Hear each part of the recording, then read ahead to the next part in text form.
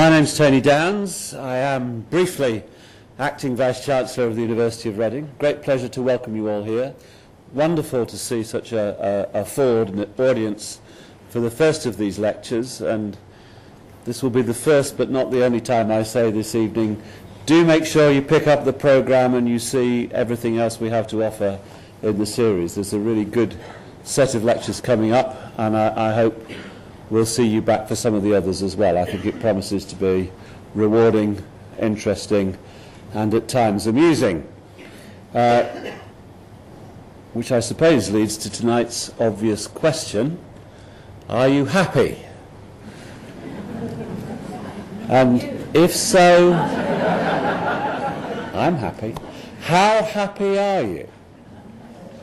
And can you measure how happy you are? And if you're a chap, is the lady sitting next to you happy in the same way that you are? Or different happy? And I'd better stop now before I go into territory we really better not get into. Marina tells me she's going to make me happy tonight, so and I trust that's a collective rather than an individual experience. And I have to say, in one very real respect, she already has. A long time ago, I think about 11 years ago, I chaired an appointing committee, which resulted through, I'd like to think, good judgment rather than good luck, in the appointment of Marina Della Giusta to a lectureship in the university. And one always looks back on appointments one has made, and especially the achievements of people for whom one feels a degree of personal responsibility about why they're here, and always with an element of pride and happiness if what you see are people who've been successful, who've risen through the career of an academic in the way that Marina has. She's an economist who studies human behaviour, I think it's fair to say, and looks at the way people respond, perhaps as consumers, perhaps in relation to environmental issues, in relation to the labour market, and is very interested in well-being and happiness. Not just your happiness, but clearly that's one of the things she's going to focus on tonight. So I think I'll leave it at that and hand over to Marina. Thank you all again for coming.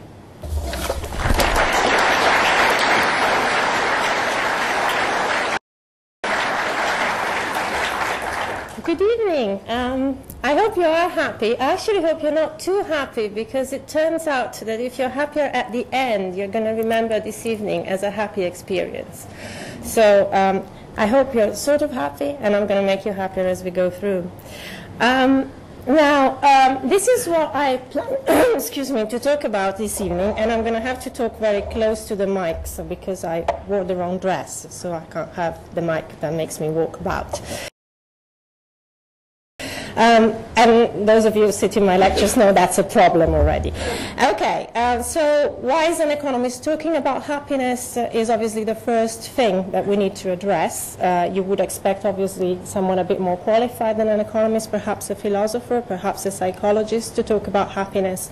And I'm going to try and convince you that economists have interesting things to say about it too. What is it? Can it be measured? And what are the shortcomings of the measures we're currently using? What does it depend on? And how is it connected to what we have and what we do?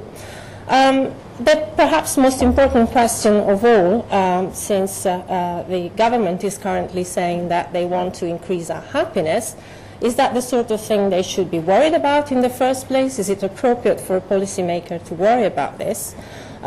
Should they try and worry about it? And should they try and worry about it at the expense of other goals? Or should it be a complementary goal? Is another thing I am going to try and cover. And most importantly, can they do that? Because, of course, we have reservations on that point too. Now, the first thing that happens when one searches for images of happiness on Google, and that would be the first place most people look, and I'm not going to go into details of that, that would be for another lecture, but is this sort of image. So you get a lot of people looking happy, a lot of people jumping. I really don't know why. There's lots of people jumping when you look at happiness, a lot of people smiling. So that's good, and I think most people in the audience can relate to that as a sort of okay selection of images of happiness. Now, when you search for happiness and economics, this is what tends to happen. And I can see you already feel distinctly less happy. But actually, economists are interested in happiness for quite good reasons, in fact.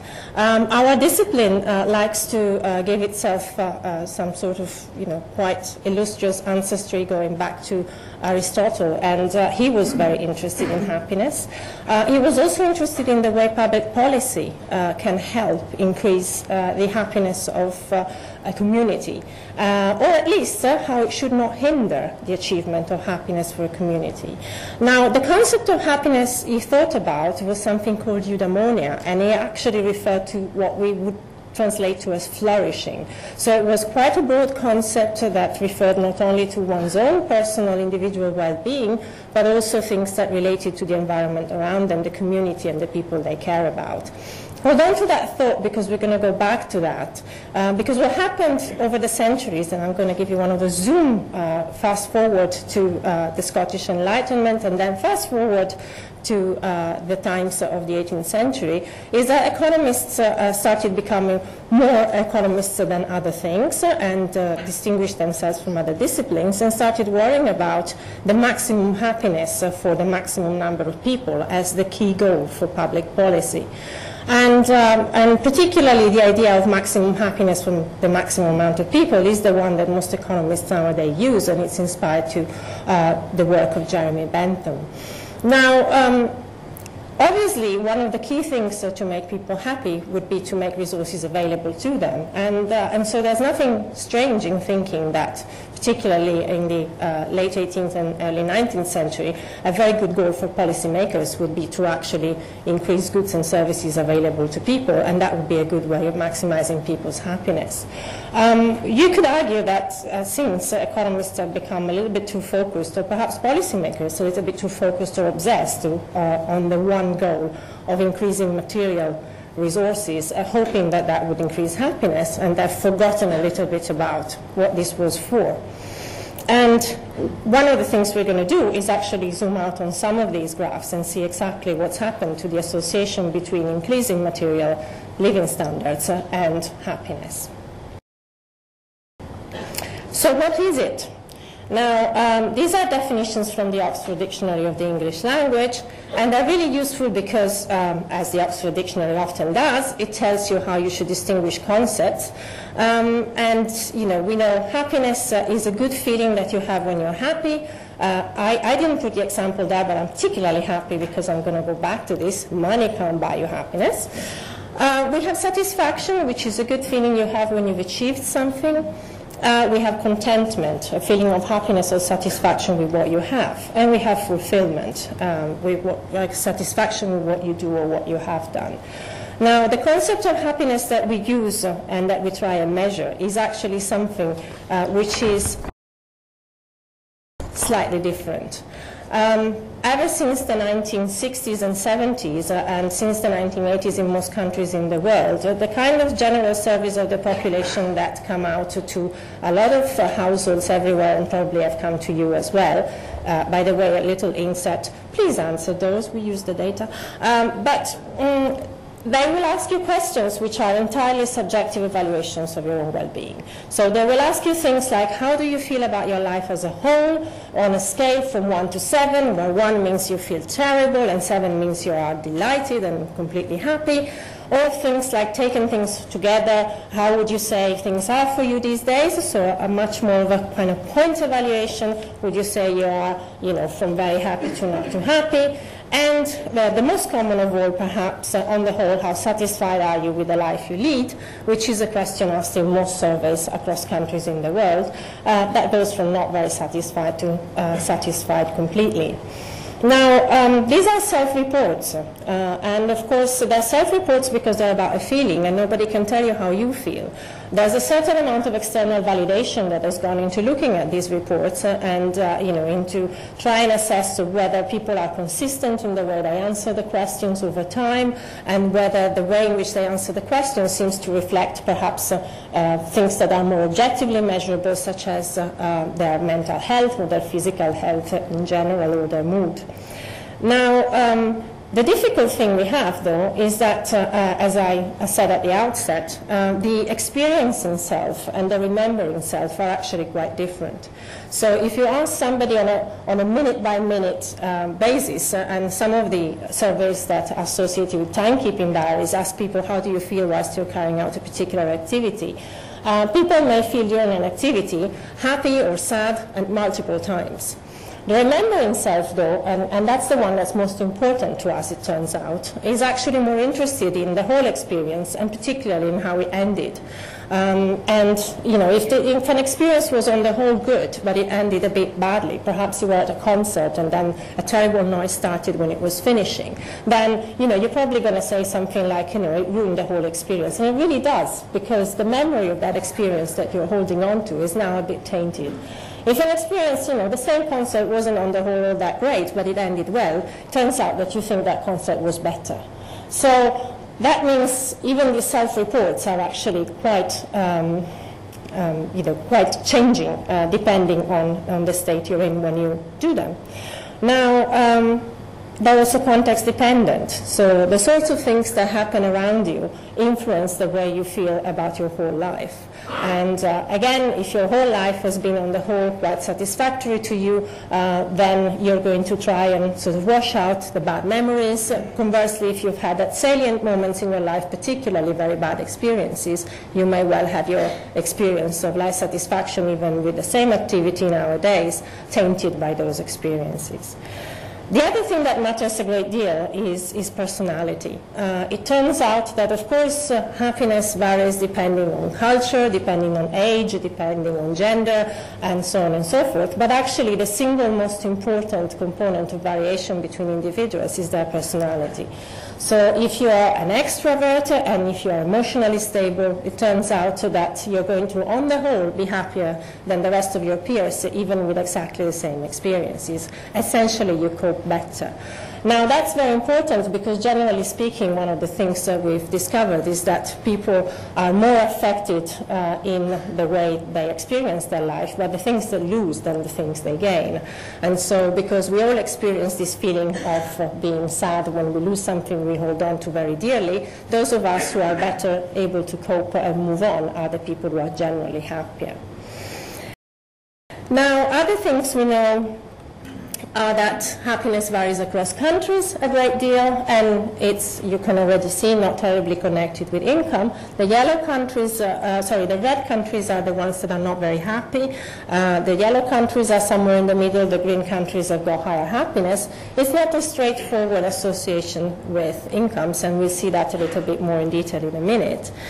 Now, if you looked at Britain within that, the latest data on Britain, and I've literally looked at it yesterday to make sure it was really the latest, on a scale from 1 to 7, female life satisfaction is currently at 5.21, male life satisfaction is at 5.25, so you see, Tony, you're doing well. And women have a higher standard deviation in their happiness than men, and we're going to go back to that. It's got to do a lot with our time use. And men are generally significantly happier than women, and that's true across the years in which we've studied this. Now, money doesn't buy happiness. as the Oxford English Dictionary says, and as we found consistently in research since the 1970s across all industrialized countries and in fact all countries in the world. So if you were to look at domestic product per head and look at how it has been changing, so a measure of material wealth, and you set an index at 100 and looked at how it's been increasing from the 1970s till about 2 years ago, you'd find that that's been on an upward trend, the green line, and life satisfaction is more or less tittered along in a sort of a more or less constant fashion.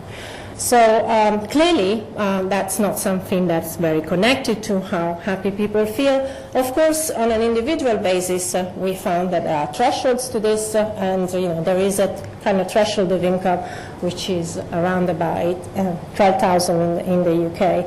That seems to obviously make a difference, because below that it really affects all your living, and therefore it affects your happiness. But there are thresholds after which it starts affecting happiness less and less, and it really levels off. So the people on very high incomes don't particularly gain any extra happiness from having extra money.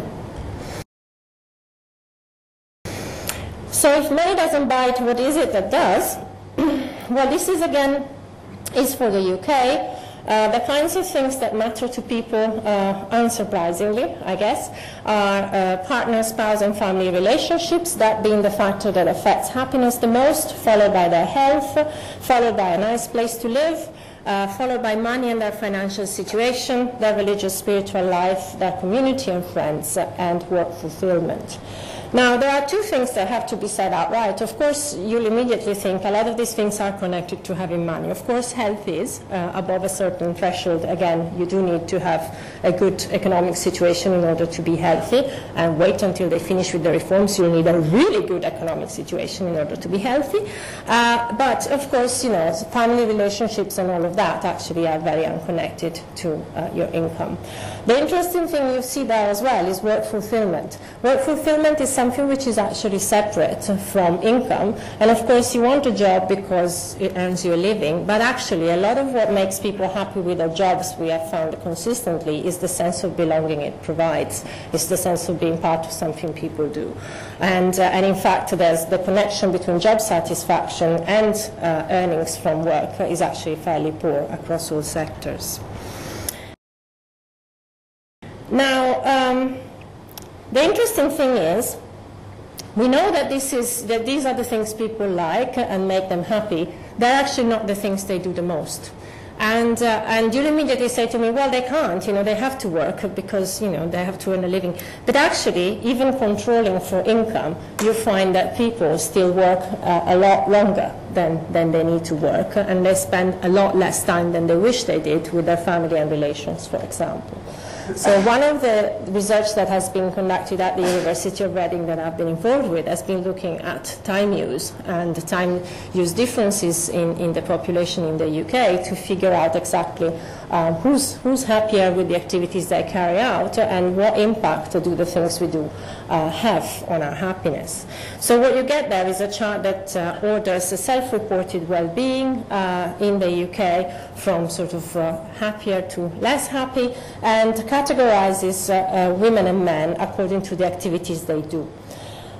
So the people at the top that are happiest are people who are leisure rich or in full-time education. I guess that's you guys.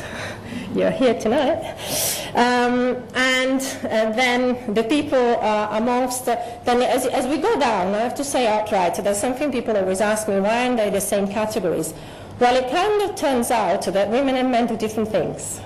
And so it turns out, for example, that there are no men with part-time work and children responsibilities, and no men with long hours of paid and unpaid work. Wonder why women are less happy than men. That's kind of to give you a sense of how we spend our time actually affects our happiness. And so one of the things actually that people are constrained on in order to get happier, once they've passed the threshold of income that I mentioned earlier, is actually how they spend their time. So one of the things that we should be thinking about is precisely that, and I'm going to go back to that. Now, The two things that happen with happiness and with the things they do, and the reason why we end up doing more of the activities that we don't really need to do, like work, are essentially two root causes of why it's so difficult to get a policy to increase happiness, I believe. So the first thing is called habituation. Now, there is something which is called the hedonic treadmill, which means that once you're in the kind of job that demands long working hours and everybody else around you is putting in long working hours, there is a sort of momentum that builds around you, and you carry on doing that even past the amount that would make sense for your well-being, for your income, or for that of your loved ones. Habituation is a very, very strong force in human beings. We adapt to all sorts of circumstances. We adapt to bad things that happen to us, and in fact research on happiness levels of people who've suffered accidents after which they've been permanently disabled seem to readjust to the levels they were at before. Now, what does that mean from a policy point of view? That it's okay to be disabled? Not really, because if you ask those same people how much they would pay in order to, say, get their mobility back, they would actually tell you anything they have. So again, that hints at the idea that happiness may be a good policy goal, but it can't be the sole policy goal. The other thing that goes on with happiness is something called social comparison. Now, we cannot actually, turns out, make decisions on anything if we don't have alternatives. I don't know whether you're familiar with this, but there's a famous example of the first bread-making machine for the home that was ever put out on the market in the United States, and it was the one model, and nobody bought it. And then they put out another model that was $10 more expensive, and everybody bought it. Because people actually need choices. It turns out our brain cannot make a decision if it doesn't have two alternatives. And the two alternatives need to be the sort of thing that we can compare and then make a decision on. Now, actually, happiness is exactly the same. We cannot decide how happy we are unless we compare with something else. Now, that something else can be a variety of things. It can be ourselves in the past, so how happy I am now relative to last year. It can be myself in the future, how happy I am now relative to where I aspire to be. But most commonly, it's people around you. And there's some very interesting work done on what are the peer groups that influence people's reported happiness in different countries, and it turns out that those are quite culturally specific. So in the UK, people compare a lot with their work colleagues. In Mediterranean countries, they compare a lot with family and friends, and so on and so forth. Now, we compare in all sorts of things, happiness included, and that means, therefore, that we need to be in an environment where the happiness reflected around us makes sense to us. So we go back to this being, yes, they are self-reports of happiness, yes, they're based on a notion of my own well-being, but actually they somehow incorporate the well-being of those around us. And the research we've done on the gender differences of women and men show quite clearly that particularly for women, the happiness of those around them, and particularly of children, has a huge influence on their own self-reported well-being. Now, and I promised I would finish in 40 minutes, and I'm still on track.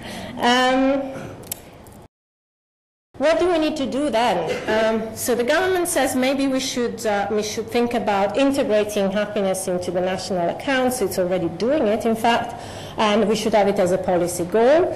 Sir Richard Layard, who's been advising the government on this, as well as every other government since, I think, is actually saying we should even replace completely, our indicators with an indicator of happiness.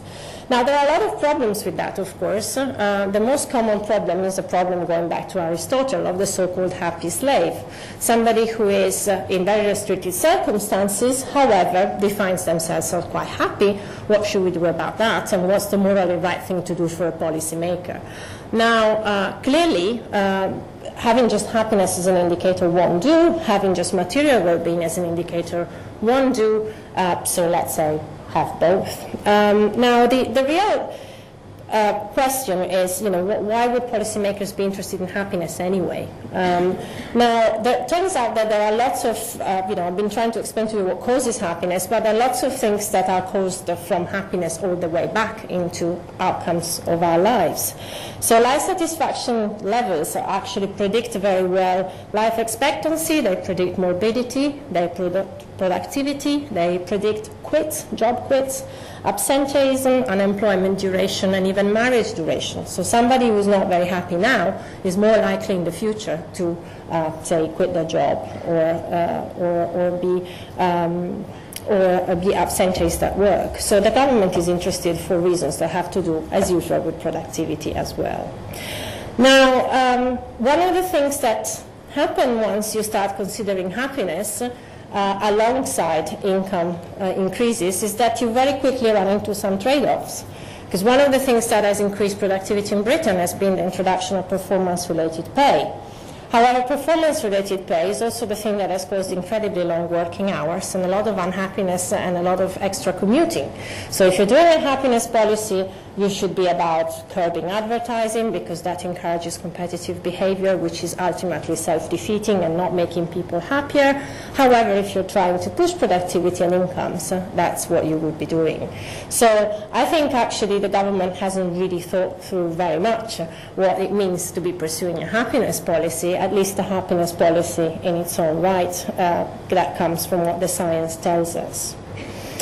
So the other thing, of course, is, some of the things that we're doing because we aspire to do them, because, as I said, because of habituation and perhaps because of social comparison, we're rather stuck at doing. And it turns out that it's quite difficult to change people's habits and people's ways of, looking at themselves. One of the things that, of course, matters a lot to people is the examples they see around them. And of course, if somebody is going to try and convince them that they should lead a simpler life, which is what Cameron has been advocating in a lot of his speeches, and a life which is not based on status symbols and social comparison, perhaps they needn't look like this.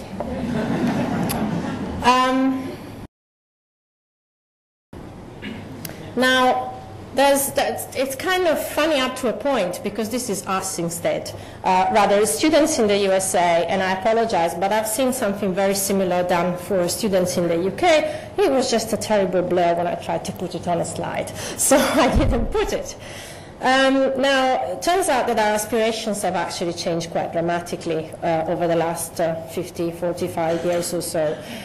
So whilst developing a meaningful philosophy of life and that sort of kind of nice, wholehearted, flourishing eudaimonia I mentioned earlier, used to be a goal for students of schools, turns out that being very well off financially has overtaken it as a goal. It's difficult because these things are self-fulfilling prophecies. You say to somebody that if they're well off financially, they're going to be happy, then they aspire to be well off financially, so they're going to be happy. Turns out that they're not happy, but hey, they're stuck doing it because of habituation and social comparison. So this is where actually it is incredibly difficult to think of switching goals quite like that.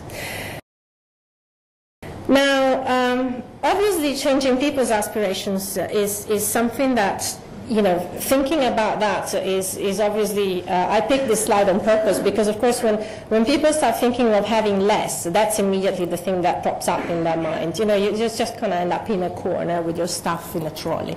And there's a lot in between running the treadmill and in between dropping out. The real question is whether there are initiatives, and some of the happiness initiatives that are taking place in the UK as we speak are actually based on trying to create communities that are interested in happiness and well-being. If you don't actually create momentum around you, not much is going to happen. That's true in life in general. We can still do a lot. We can still decide on how we spend our time. We can reorient this. Just last year, I won one of these funny debates that we do on the Battle of Ideas, suggesting that we should work less and showing what had happened in France with happiness and well-being, community cohesion, social capital, and all the nice things the government talks about when people were actually working just a bit less. It wasn't much, but it made a huge difference. And of course, it was productivity that trumped the policy on its head, and in the end, even France went back to a longer working week. But obviously, it's something that we need to probably rethink. The other thing we need to rethink is the goals and aspirations of students, and clearly, we need to try and think about what we teach them, and think perhaps about the kind of career choices that people pursue in terms of a package which is about their life and not just about their job. It's about how much time they're going to get to spend with their loved ones, how much time they're going to spend in their communities. So I'll leave you with a choice, because I'm a behavioral economist and I like to leave people with a choice, and I hope you're happy.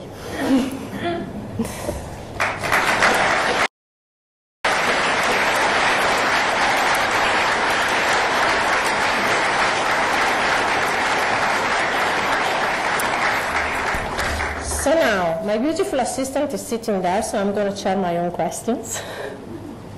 There are two people with mics. Yes, 1 and 2. And if somebody wants to ask the first question, I'll make sure a mic gets to you. Can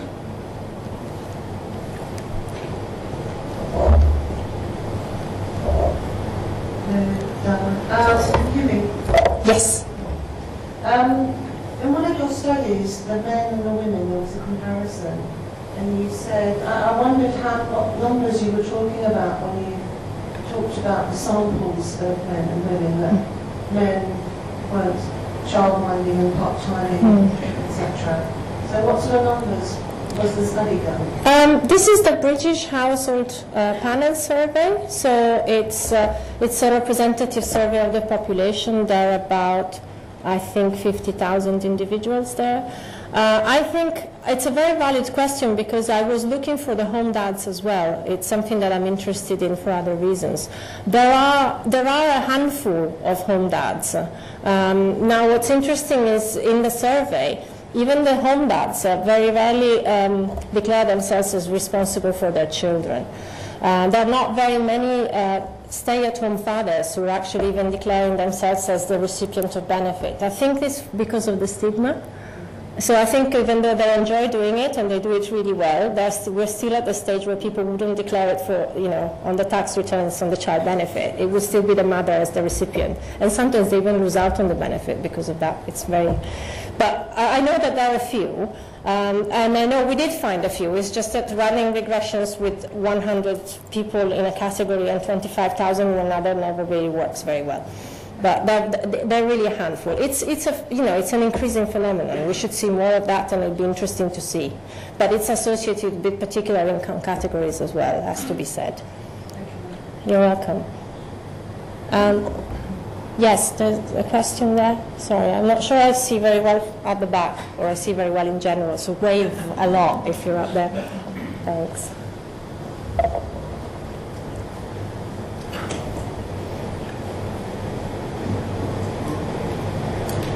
Thank you.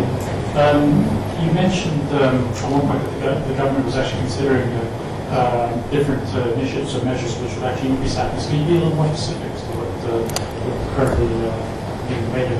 Yes, the government this was a question about the measures the government is using. The government is taking the questions that have already been asked in things like the British Household Panel Survey, but the census was going to ask questions about this. The National Statistical Office already holds a set of questions that are asked as part of the British Social Survey and the British Household Panel Survey. So they're thinking of initially using those. Thankfully, they've been persuaded by academics not to think up new questions, because part of the issue is also monitoring over time how things evolve. They're also considering a measure which has been developed by Paul Dolan at LSE, which is the so-called day reconstruction method, which looks at the sort of the moments during the day when you felt the happiest. Because again, there's this whole issue of what's the impact of any single activity on your happiness. And again, they've had one of these enormous task forces, and they're making decisions on how to do this. There's a big push behind this from people who, as I said, would like to see this as the goal of public policy.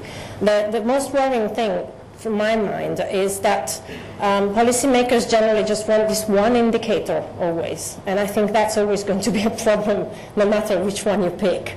And so though I'm a total advocate of happiness, I wouldn't be happy for anything else to be dropped.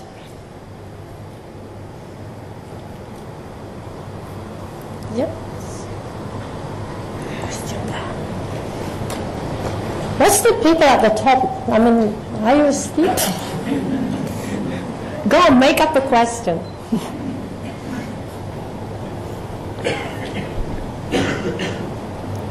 Thank you. Are there any countries that currently use the kind of happiness indicator? I had a feeling Bhutan. Bhutan, yes. Gross domestic happiness. No, it's only them. Sorry? How do they work it out, do you know? Well, that's the thing. They work it out pretty much as we would, in the sense that they go around asking the population and then come up with a number. There is this thing, for example, that in neighboring India, if you ask a woman what makes her happy, she tells you what makes her husband happy. Don't laugh. I wouldn't say that, but hey. It's, you know, it's exactly where the problem lies. And it's a wonderful idea. And of course, the wonderful idea about Bhutan is the policies for happiness, rather than the measuring happiness itself. So some of this idea of, you know, not allowing, for example, in the UK, there's a debate now about, you know, how much advertising should you allow on TV channels that are watched by kids, and kids of which age. And, you know, in Sweden, it's been forbidden for ages. You just cannot advertise for kids. It's believed to be very bad. It pushes them to become consumers very early on. It pushes them to be competitive about objects and so on and so forth. Now in Bhutan, that's, you know, an overall ban pretty much on TV. As such, I mean, I'm totally in favor, but that's, you know, I think some of the things that they do are also possible because of the society it is. I wouldn't necessarily expect that when you start evaluating people's overall well-being, which comes from their self-evaluation as well as their life circumstances, they're necessarily the happiest people on earth. In fact, the data shows that they aren't. Great, thank you. In one of your slides, you have the map of the world with color bands for different countries based on happiness. Saudi Arabia was on the same banding as the United Kingdom and most of Europe, if I'm not mistaken. It's quite possible, I don't remember. We go back. Is happiness quite a relative thing, or was that survey mainly done by? Totally relative, I think. that doesn't mean I wouldn't be happy to be. That's as far back as it's going to go. Okay, have this one instead. Now, yes, it's very cultural. It changes, you know, the definition of happiness. Even the way the question is worded changes by countries, precisely because people mean different things. But then, of course, individuals within it mean different things, and that's part of the problem. Some of the work that I've done in my research is actually trying to unpack what people mean. And it turns out that, you know, if you just even look at happiness with various components of your life and how they matter in overall happiness, that's radically different between women and men. The things that rank the most important for men are, guess what, job, and for women, guess what, health and relationships. You know, it's not, it wasn't really groundbreaking research, I have to say, but it's, you know, it's very, and you know, and it varies over the life course, of course. So, you know, the younger people are the happiest, the people who are newly retired are the happiest, the people in the middle, like me, are miserable sods. And it's, you know, there's a lot of that goes on, as well as, of course, this personality thing that matters. But certainly it's a very cultural concept, which is why, again, it's problematic to think of wholesale replacing something which, for better or worse, is relatively objective with something which varies so much across cultures. Yes, one or two. Gosh, okay. I don't know what I've said, but let's see for questions now. Okay, sorry. Yes, go ahead. Hi.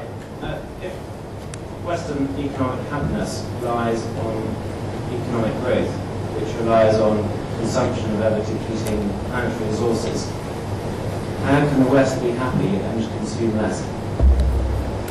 Well, that's the whole point, right? I mean, the point is, actually, by consuming more, it hasn't got any happier, right? So, How about we try to consume less?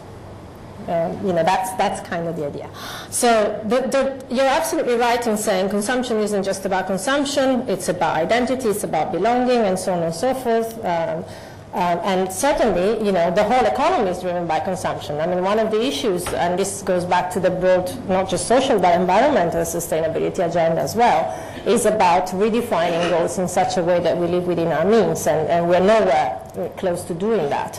And of course, we need to have some sort of economics that is literate to thinking about this and to thinking about use of time and how it impacts on everything. Every time we have a recession, we get told we need measures to make us consume more to get us out of a recession. Yeah? So, I mean, probably actually we need measures to make us job share and work a bit less and spend a bit more time doing stuff in the community that needs doing. And then as we do it, maybe we come to like it. We get adapted to most things. So the thing is, you need a strong movement, you need a strong pull, and you need good examples, maybe not from the guys in those cars. You inferred that the men in general are actually happier than women in the same circumstances. Is there a survey, a correlation between husbands and wives or partners Yes. That has been taking place to say whether or not there's any reflective happiness Yes. between the two, and whether or not there is this margin that continues through? Yes. I thank you for that question. There's some very good research. There's a paper called "You Can't Be Happier Than Your Wife," and there's actually some very good research showing that, in fact, couple happiness is a very good predictor of whether a couple splits or not, and particularly the differentials in happiness between partners. And we're actually doing ourselves some work on UK data to see how that works out. And clearly, one of the things that happens when the happiness of two partners starts diverging is people try and adjust their use of time in order to sort of help each other out a bit more.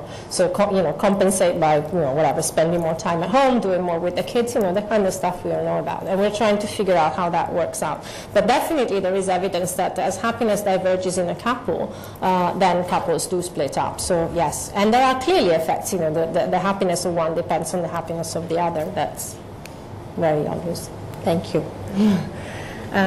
Somebody there, and somebody there who's been waiting for a bit. So, thank you.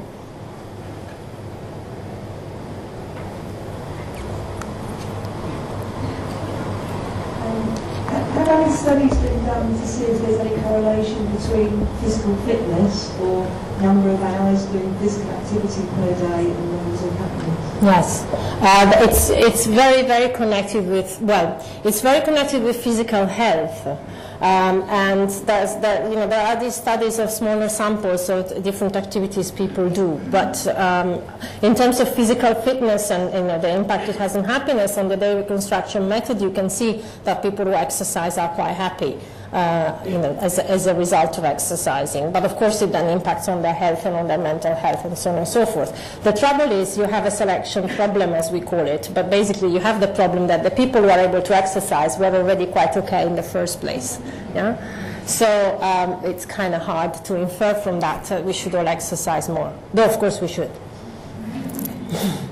But yeah, it's difficult because a lot of these things, there are things that you do because you're already happy. One of the problems with this literature on marriage is kind of happy couples don't split up. Hey, but did they select each other because they were happy in the first place and they liked each other because of that reason, and then they just keep making each other happy?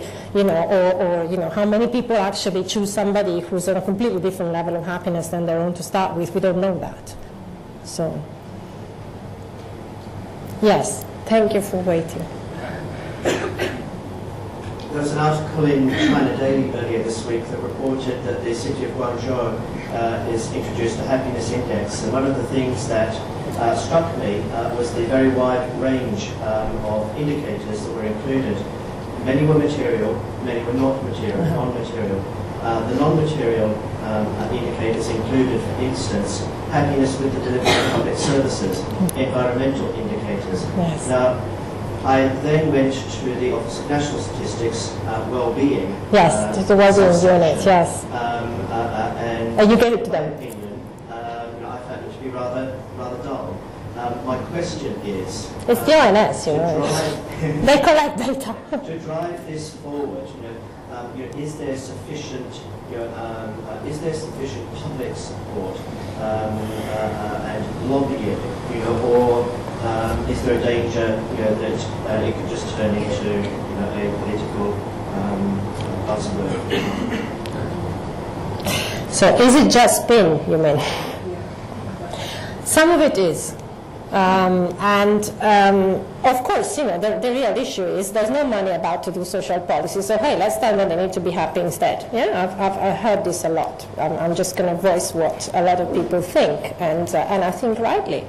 I think there's no way of escaping the fact that if you stop delivering services, actually people's health will worsen and they will be less happy.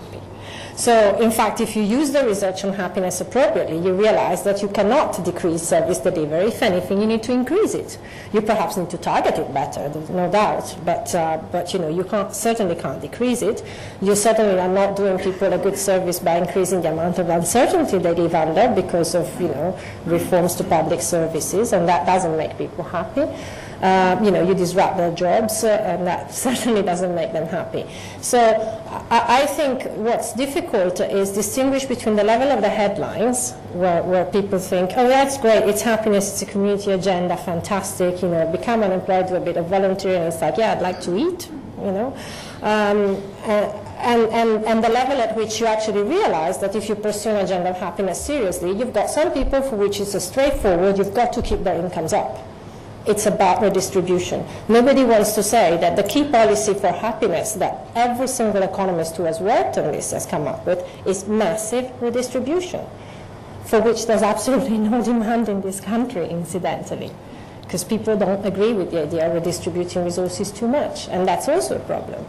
So I think, I think what's difficult is that if you start digging underneath, it's very well possible to pursue an agenda for happiness, which is also an agenda for economic recovery, except it needs a lot more resource from the government, and that's the last thing they want to do.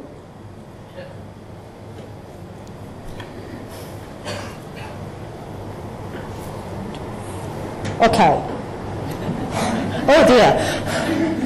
I can't multitask. Okay. Thank you.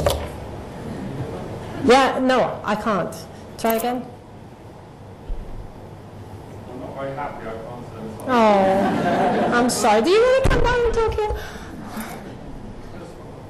Just following on from the last Thank point, you.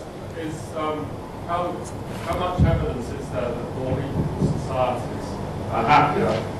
So are more equal societies? A lot of evidence.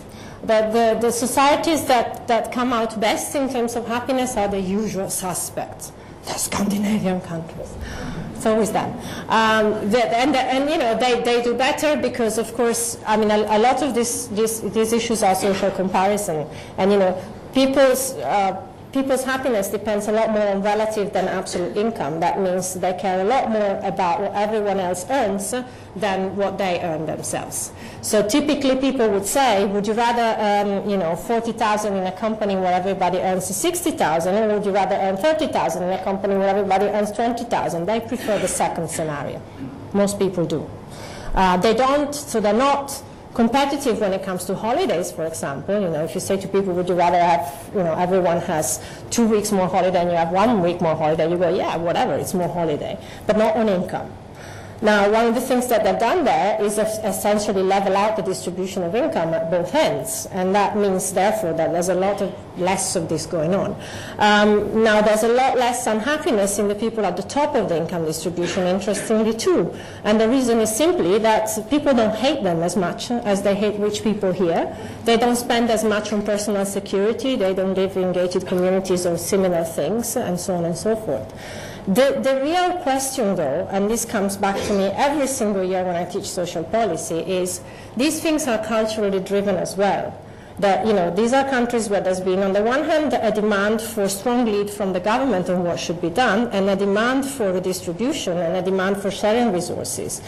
Britain is a class society where, people kind of, are not too comfortable with too much redistribution. They really think that, what drives people's productivity and drive is the fact that, if you deserve it, you earn it, you keep it, And so that's some of that which makes it very difficult to pursue an agenda of this kind here. And I think, although some ideas possibly can be copied over, and we know they work, we know they work on a range of things. We know it works, the fact that, for example, childcare provision is almost free and universal and fantastic immediately after maternity and paternity leave finish, have an impact on divorce rates. They've got the lowest in Europe.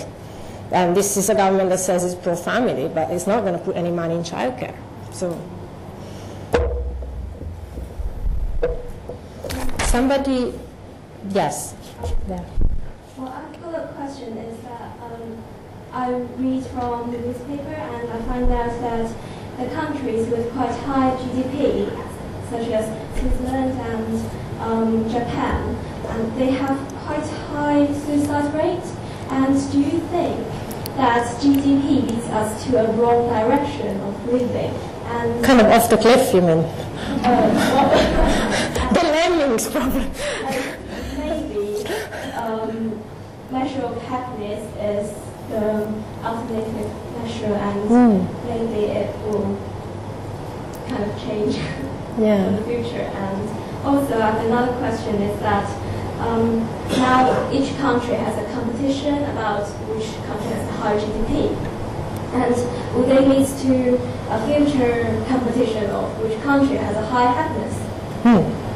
Well, two very good questions. Thank you. The first is yes, because we use gross domestic product and the accumulation of material, or rather, the accumulation of material wealth in some sectors as the indicator of what we do. We've become certainly hostage to that because once you say that that's a good thing and people believe it's a good thing and politicians are held to account depending on whether they increase that thing, then that's all you do and that's all you worry about, and it's very difficult to change that. And surely complementing with other indicators can be a first step in the direction of doing less, just increasing GDP for the sake of it, which probably doesn't help us very much. The second question, which is also very good, is this going to lead to competitive behavior, amongst countries on happiness? Yes, is the answer. It will, because that's what we do. We compete. Is it better than on GDP? Probably. I'd rather we compete at environmental preservation and more time spent doing the kind of thing there at the bottom than the kind of thing at the top, which is neither of these things, and not that, but this one. Yeah. So I think countries will compete because we all compete, and we compete in groups, and we compete in groups without groups. But one of the things that we've become hostage of is the thing we are competing on. So this is going to help. There was somebody there and somebody there. Yes, sorry, somebody at the very back who's been waiting for a long time. I can't see you, but. Is there a danger with the idea that a lot of happiness is based on expectations, and governments will assume increased levels of happiness by lowering the expectations of the public? And as a follow-up question, is that why people vote in debt? Okay. Well, they've kind of lowered our expectations, all right, haven't they? Some of it is the policy game is exactly that. Yeah? You lower people's expectations by saying that the cuts are going to be absolutely ominous, and then you find out you can't actually do it, and so people go, okay, it wasn't that bad. But I think, to be honest, I don't really think they've got a very well-formulated happiness policy yet. I think they've sort of caught on to that as a really interesting idea, partly because the policy process works such that certain ideas come up at the right time, and politicians just go, oh, I love that, let's have it. It goes so well with the community thing. So I don't think they thought it through, which goes back to my answer to the gentleman earlier, that I don't really think, it's, and equally when they talk about managing the public's expectations, they don't necessarily understand very well what that means. Particularly, they don't understand the role that they themselves have as examples, I don't think. So, yeah, it doesn't answer the second bit of the question, but I wasn't going to answer that. Yes? You talked about the measurement of happiness and you compare. I still really think that this measurement of happiness can be compared. Like, I think that when you say about happiness, it's just an arbitrary assignment to schools, like doing certain events and I put 3 of these events. As you, as happy as I am, you put 5. And then do you really think that this comparison is reasonable? Because it's not really cardinal when we sure. the scores. And sure. Second, a policy that is useful in the whole society, it must mean that all people will be happy. We can't make a policy that everyone will be happy. That, like, if we increase taxes, some people may think that, oh, it's not good, and then they put it less happy. So if there's a trend that we use the measurement of happiness as the indicator, I think that may be problematic. So as economists of happiness, as a scientific approach, how would we reduce these bias and the fears of these measures? Okay, about 17 questions in there. I was going to say it's the last one. Okay. Well, the cardinal point, the fact that, my 5 and your 5 are not the same thing. Well, we do that with income anyway, right? And yet, £5 to me and £5 to you may well be very different things than £5 to someone else. So, whatever you use, it's going to have that problem. There is an impact that the indicator has on the person, which is going to be subjective. It's going to be mediated by their circumstances, some of which are external to them, some of which have to do with their personality and their perception. I don't think you can get out of that. I think the way out of having a sort of a set of problems connected to this is to have a range of indicators as opposed to having one, and hopefully making sure that they complement each other quite well. Now that is quite a thing to say to a policymaker, because policymakers, they want very quick answers, and they want to see whether, after they've done a policy, whatever is the indicator of their success is up or down. They don't actually really like the idea that there's a range of things happening, and they need to look at a range of indicators. But that's part of the duty of the public as well, educating them that we want something more complex back from them. We're a bit lazy ourselves, in a sense. And, democracy works only if citizens are very active too. So it's about pushing them to consider more things, but also holding them accountable to how those things are going, rather than sort of just waiting. One question I'm allowed. One. Just, is it really one question?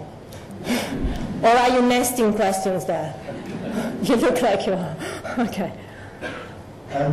What are your thoughts on Philip Van Preuss and his work on the economics of happiness, universal basic income and crazies and lazies, that kind of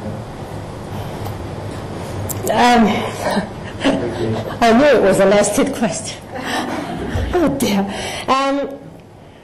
I think the universal basic income looks like a great idea that is never going to fly. Okay, it's just, this is a bit like, can we make Britain a bit like Sweden? No, Sweden is Sweden and Britain is Britain. We can get some good ideas over, and they can get some good ideas over, but there's a limit to, I think people underestimate the inertia that society has in the way it organizes itself, broadly speaking. It would be fantastic if the work that everybody does was recognized as having equal value, and the contribution that everyone puts was being recognized as having equal import, and therefore everyone gets a basic income for doing things. But already the objection to that, right?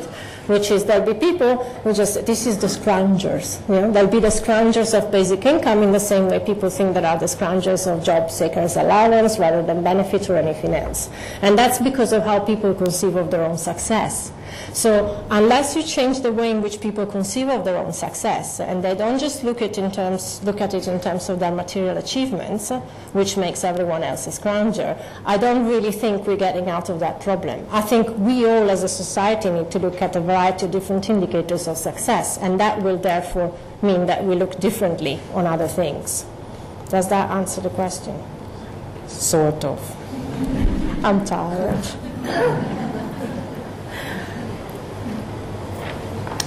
Ladies and gentlemen, I think you got two for the price of one tonight.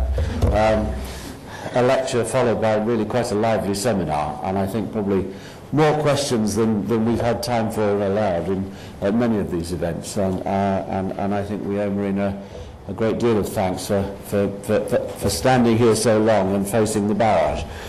Been great fun.